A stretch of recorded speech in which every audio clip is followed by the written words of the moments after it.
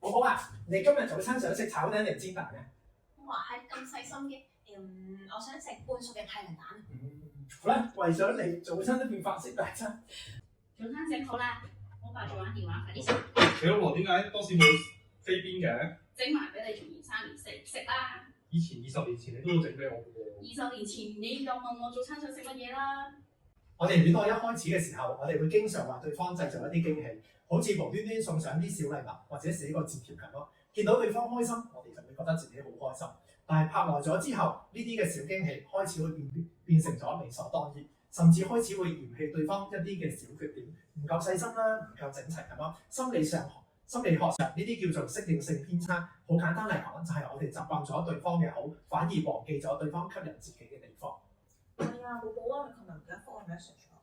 係啊，人哋琴日好攰啊，唔小心瞓着咗啦。好啦，係跟你同下情況啦。知道啦，謝晒你。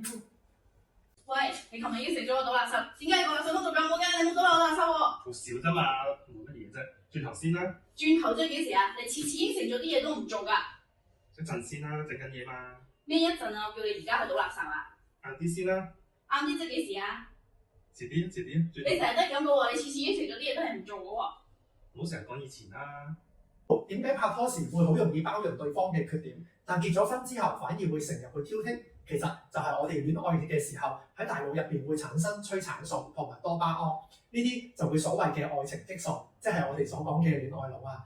當相處耐咗之後，大腦對呢啲嘅激素就會慢慢越來越麻木咗，反而會放大我哋對方唔好嘅地方，衝突自然多咗啦。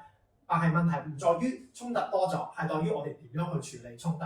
例如有啲夫婦會越嘈，但係佢哋嘅關係會越好，因為佢哋將呢啲衝突變成一個溝通嘅機會，會越嘈越了解對方。我哋會陸續都有啲分享俾大家㗎，大家可以點樣成為一個更好嘅自己㗎。留意我哋 Back Time In，下一集再見，拜拜。